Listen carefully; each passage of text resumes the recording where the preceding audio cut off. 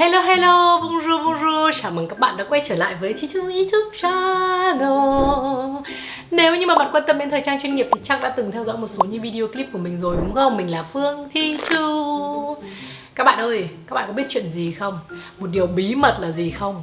Sắp sửa hết 2021 rồi đấy, mà mình thì vẫn độc thân, vẫn ế.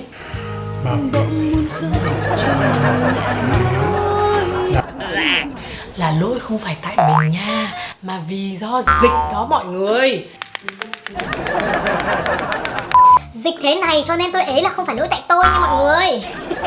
Mọi người chắc là cũng thấy dạo này thì Thư ra nhiều video clip rồi đúng không? Thực ra thì một phần là bởi vì có thời gian hơn, bởi vì mình ở nhà nhiều thì mình sẽ có thêm thời gian. Nhưng mà điều quan trọng nhất mọi người không biết là không phải là chỉ có thời gian không đâu, mà cái quan trọng nhất khi để mình thực hiện một công việc gì đó, đó chính là cái động lực mọi người ạ.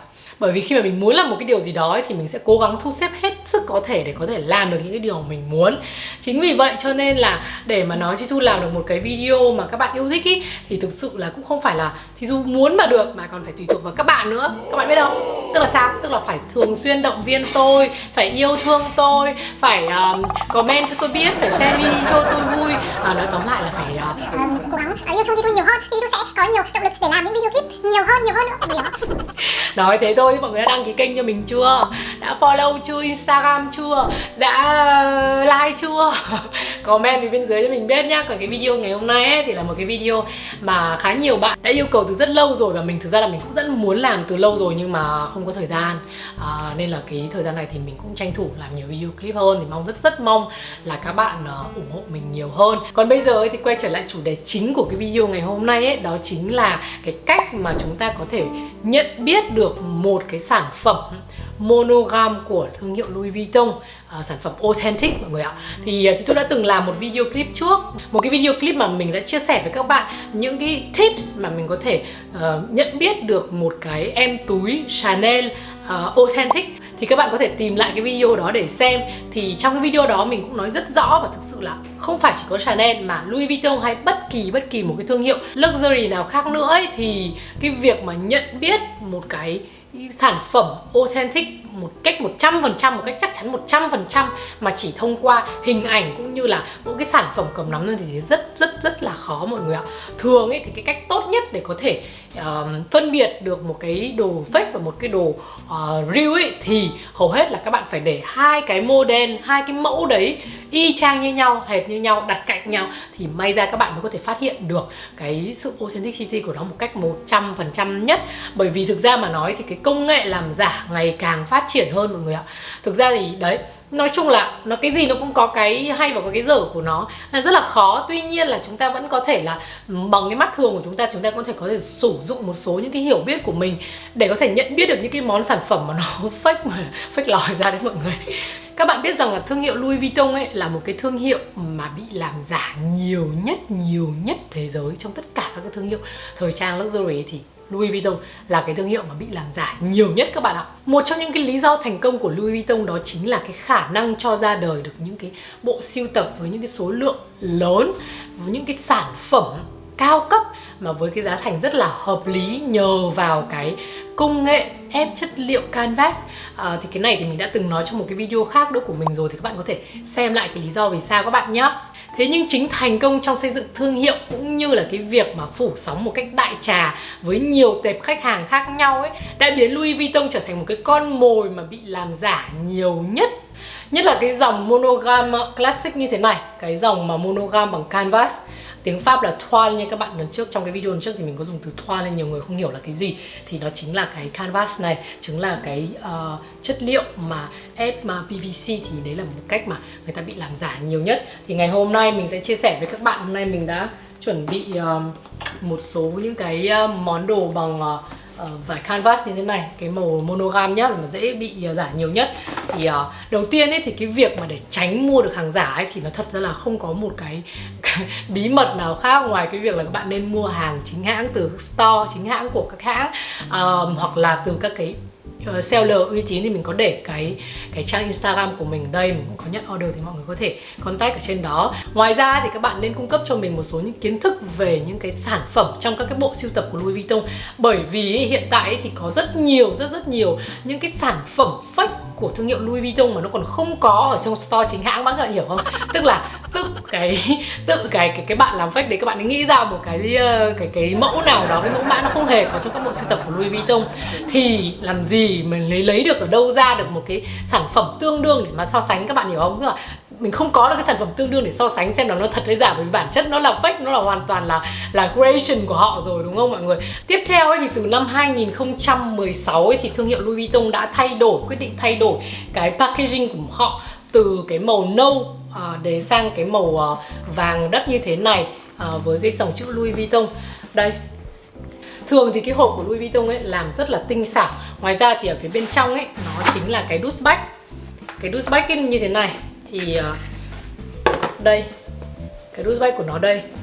Thực ra mà nói thì bảo là có những cái sản phẩm mà nó làm fake siêu đẳng ấy thì đúng là nó cũng có những cái dust bag làm rất là tốt luôn, chất liệu rất là tốt. Nhưng mà đâu đó thì mình cũng nhìn thấy được cái sự dại khờ cái sự dại khờ trong cái việc mà làm cái đồ fake của bọn nó mọi người ạ. Thì chắc chắn là cái việc mà đặt hai cái dust bag của fake và thật cạnh nhau thì phần nào đó các bạn cũng có thể spot ra được cái món fake đấy. Đây thì một cái dust bag của cái ba lô này của mình á, thì mọi người thấy rằng là đây là một cái dust bag vintage, chất liệu của nó cực kỳ dày luôn, mặc như kiểu là mình mặc một áo len luôn đó mọi người, và cũng có logo đó. Thì nếu như ấy, mà đem so sánh thì chắc chắn là để bên cạnh một cái dust bag fake thì mọi người sẽ chắc là sẽ thấy được luôn. Tiếp theo đó chính là qua cái form dáng, nhận biết qua cái form dáng. Ở đây thì mình cho các bạn thấy một cái túi, cái túi này là cái túi ba lô vintage Montsouris của mình. Thì cái túi này nó được sản xuất từ trước những năm 1980, lý do sao tí mình sẽ giải thích kỹ cho các bạn. Mà bây giờ cái form dáng của nó vẫn đứng nguyên như thế này, mà xài rất là lâu rồi. Cái dòng vintage này thì mọi người có thể thấy rằng là cái túi thật ấy, của Louis Vuitton ấy, thì nó được nghiên cứu vào cái chất liệu PVC này, nó cực kỳ đặc biệt. Cái công nghệ này cực kỳ đặc biệt, nó là độc quyền của Louis Vuitton luôn mà mọi người. Thì nó rất là đứng form như thế này ở trong bất kỳ một cái túi nào như vậy. Còn mà các bạn thấy mà cái loại mà nhựa mà nó cứ dẻo quẹo, nó cứng một cách, mặc dù nó đứng form nhưng nó vẫn có những cái độ mềm mại của nó khi mà mình để nó đứng như này nha mọi người, nó vẫn có cái độ mềm mại ở đâu đó. Còn những cái đồ giả ấy thì nó là bằng nhựa thật thì nó cứng hẳn luôn, bởi vì ở đây ấy thì là nó là nhựa ép với cả cốt tông cho nên nó sẽ khác rất là nhiều.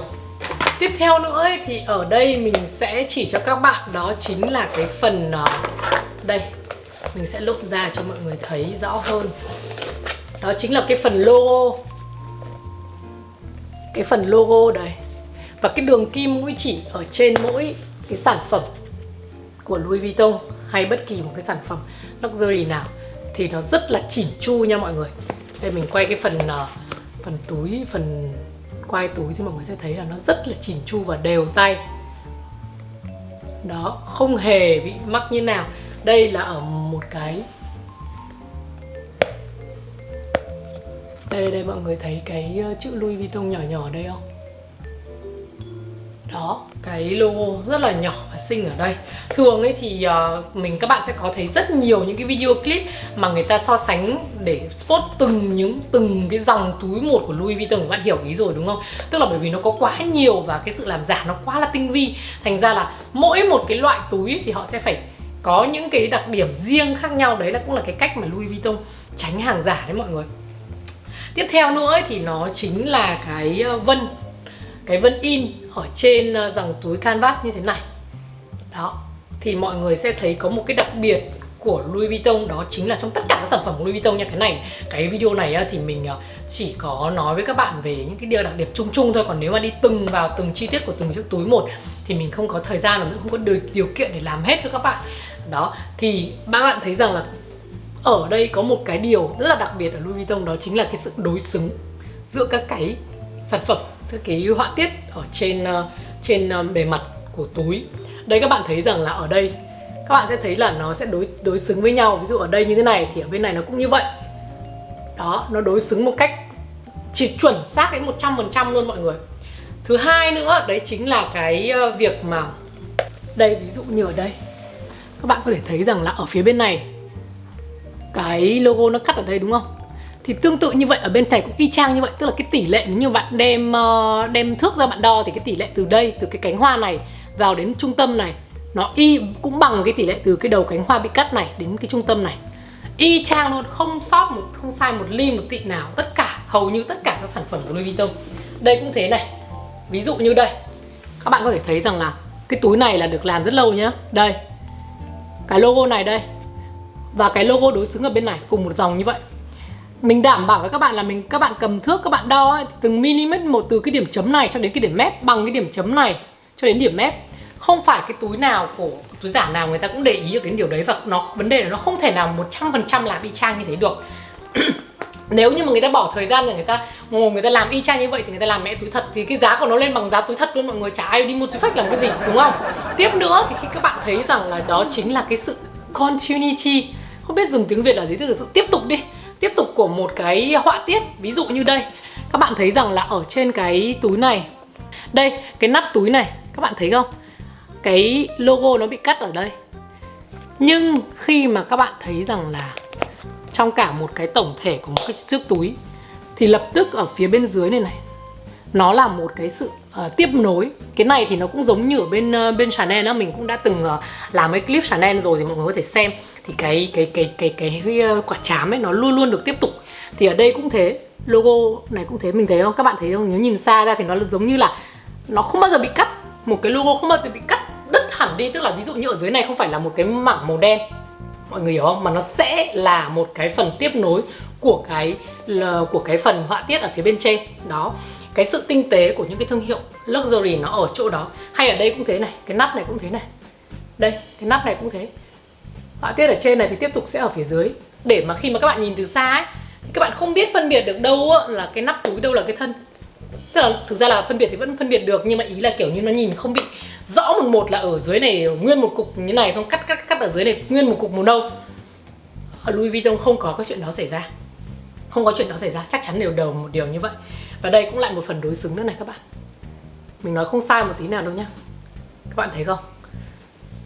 Chắc chắn 100% các bạn dở hết tất cả những cái đồ Louis Vuitton của các bạn từng có ra thì các bạn đều thấy được cái sự đối xứng một cách mà chính xác, chuẩn xác 100%, họ căn chuẩn rất là chuẩn luôn. Ở đây cũng thế, các bạn thấy rằng là mình làm quay kỹ cho mọi người thấy cái sự đối xứng này nhá. Đây là một cái điểm mà cực kỳ đặc biệt ở trong cái thương hiệu Louis Vuitton. Đây các bạn thấy không? Hầu như cái phần đối xứng của nó y chang luôn. Đây, ví dụ như cái túi này là cái phần logo này bị cắt đúng không? Nó sẽ từ đây đến đây sẽ bằng từ đây đến đây, y chang luôn. Đó. Tiếp theo một cái đặc biệt nữa, một cái đặc điểm nữa của tất cả các cái dòng túi mà bằng canvas của Louis Vuitton, đó là luôn có một phần là canvas và một phần là da. Da này ý, thì lại là một cái da rất là đặc biệt. Đây là một cái sự mà có thể nói là rất dân chơi Louis Vuitton ấy, thì đều hiểu cái điều này và đều thích thú Louis Vuitton ở bởi cái điểm đó mọi người ạ. Đó chính là cái loại da mà bằng da vachette.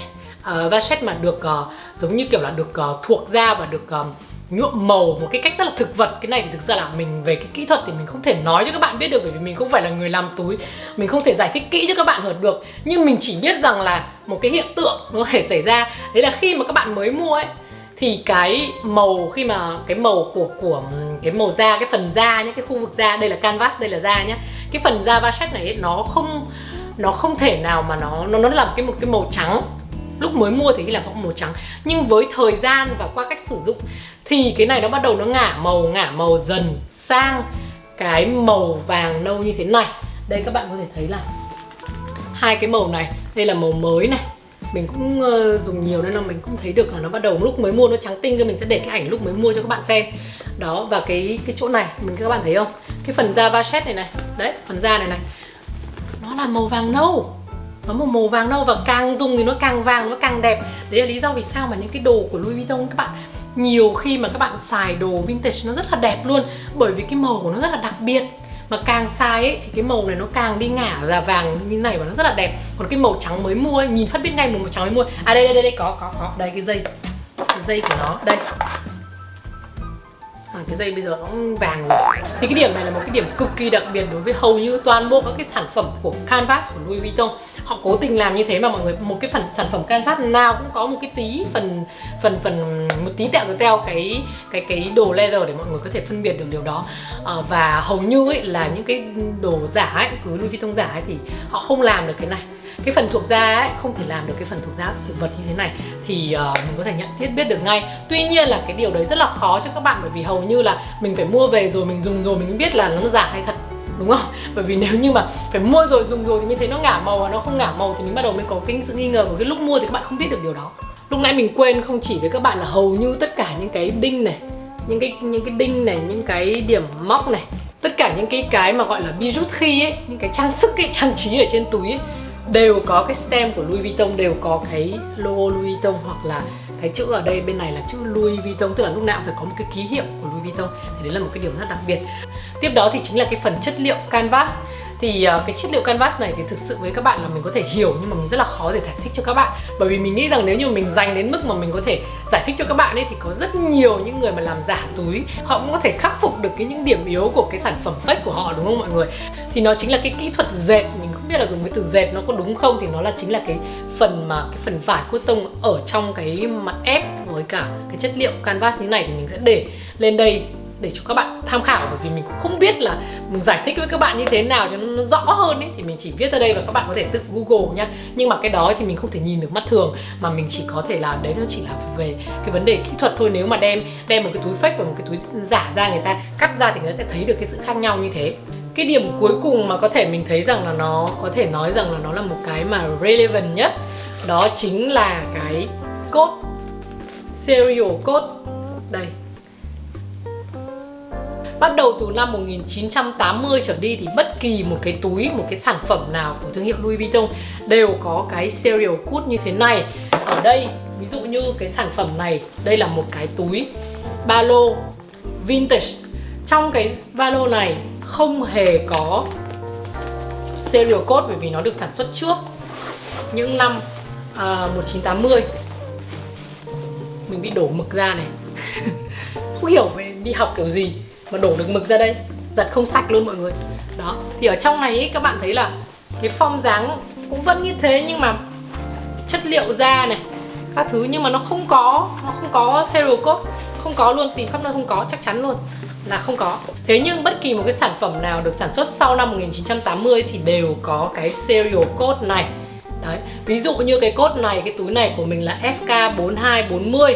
Thì cái serial code này cho mình những thông tin gì? Thì cái phần mà letter, tức là cái phần chữ ở đây là FK, là cái thông tin cho bạn biết là chiếc túi này được sản xuất tại đâu.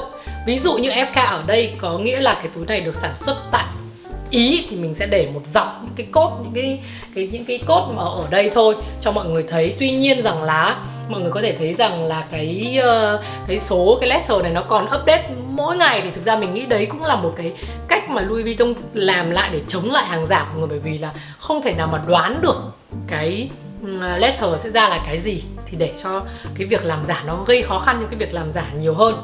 Tiếp theo là cái con số. Ở đây thì luôn luôn có 4 số đằng sau. Thì trước đây ý, thì trước những năm 2006 ấy, thì những cái code này nó thể hiện cái tháng mà cái túi này được sản xuất, và tháng và năm cái túi này được sản xuất. Còn bắt đầu từ năm 2007 trở đi ấy, thì họ lại không thể hiện tháng sản xuất mà họ thể hiện tuần sản xuất mọi người. Nói chung là cố tình gây khó khăn cho các bác làm giả. Đấy, thì ví dụ như ở đây nó là 42, 40. Các bạn thấy rằng là cái số đầu tiên và số thứ 3 là thể hiện cái tuần mà cái túi này được sản xuất. Ở đây là số 4, và số 4 tức là tuần sản xuất được tuần 44. Tiếp theo thì từ cái số thứ 2 và số thứ 4 ấy, thì nó chính là thể hiện cái năm mà sản xuất của cái túi này. Có nghĩa là ở đây sẽ có số là 42, 40 đúng không? Thì số thứ nhất và số thứ 3 là số 44, tức là được sản xuất vào tuần thứ 44. Còn số thứ 2 và số thứ 4 là số 2 và số 0. Thì có nghĩa là sản xuất vào tuần thứ 14 của năm 2020. Tuần thứ 44 là tháng mấy mọi người biết không? Hình như tháng 10, tháng 11 gì đấy. Thì đúng cái túi này mình mua vào đầu tháng 12. Mình có nhớ không nhầm là như vậy. Thực ra là chính xác là ngày nào thì mình không nhớ chính xác, mình có thể để view cho các bạn thấy. Đó, thì cái code này là cái cách mà mình đọc code như vậy. Thì cái code này rất tiếc rằng là cái serial code này nó lại không có ở trên bill. Bởi vì là hầu như tất cả những cái túi mà đều được sản xuất vào ngày tuần thứ 44 của năm 2020 đều có cái code như này mà. Thì nó không có trên bill, nó không thể nào mà chứng nhận cho các bạn thấy rằng là cái túi này có lấy từ store ra hay không nữa. Cái serial code này ấy, nó chỉ giúp cho các bạn hiểu và đọc nó để các bạn có thể phân tích được nó có phải là hàng giả hay không. Ví dụ như một cái bill, cái túi này mà các bạn, cái bill mà bạn nhận được nó là vào tháng 5 năm 2020 thì chắc chắn là không thể rồi. Không thể xảy ra cái câu chuyện đấy được, đúng không? Hoặc là một cái túi mà người ta đưa cho bạn cái bill vào tháng 12 chẳng hạn, mà cái code của túi lại là cái code túi từ tháng 4 hoặc tháng 5, thì cái chuyện đấy là không thể xảy ra. Bởi vì là hầu như, nói thật với các bạn là thương hiệu Louis Vuitton hầu như không hề có một cái sản phẩm nào mà nó tồn hàng lâu đến thế trong store đâu. Ra là hết, không có cái chuyện đấy đâu. Là cái điều chắc chắn với các bạn là như thế luôn. Thì cái serial code này nó giúp cho các bạn phần nào check được cái sự authenticity của cái túi này của các bạn. Nhưng mà mình đã nói rồi, rất là khó, bởi vì là bây giờ người ta làm cũng tinh vi hơn. Thì những cái việc mà Louis Vuitton hay là tất cả các thương hiệu khác đều kiểu cố gắng thay đổi, tạo những cái nét riêng cho mình ấy, để nói chung là để hạn chế phần nào đó cái sự làm giả, gây khó khăn cho cái việc làm giả túi mà thôi mọi người ạ. Còn tất nhiên là khi mà các bạn mà đã bị một cái túi gọi là fake F1 thì nói chung là cũng khó có thể phát hiện ra. Cho nên là cái cách tốt nhất vẫn là nên mua chính hãng.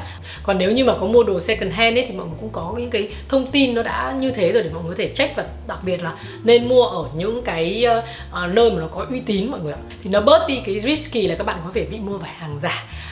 Đó thì cái video của mình ngày hôm nay thì mình cũng chia sẻ một số những cái kinh nghiệm, những cái tips thôi.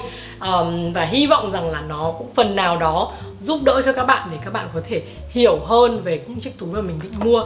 Và nói chung là mình nghĩ rằng là những cái kiến thức này nó cũng đối với những người mà chơi đồ hiệu nhiều thì nó cũng là một cái những cái thông tin có ích.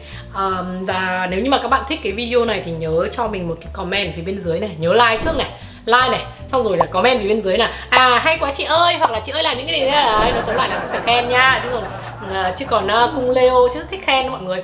Và share cho mọi người biết nữa. Bởi vì là cái việc mà trong công cuộc chống hàng giả, hàng fake ấy, thì cái điều quan trọng nhất ấy, đấy chính là các bạn phải có được những kiến thức về đồ hiệu thật, đồ hàng authentic, thì các bạn mới có thể là tham gia được vào cái công cuộc chống hàng fake rồi, đúng không mọi người? Video của mình thì kết thúc tại đây rồi, và cảm ơn các bạn đã theo dõi đến tận giờ phút này. Hẹn gặp lại các bạn trong những video clip tiếp theo. Bisous.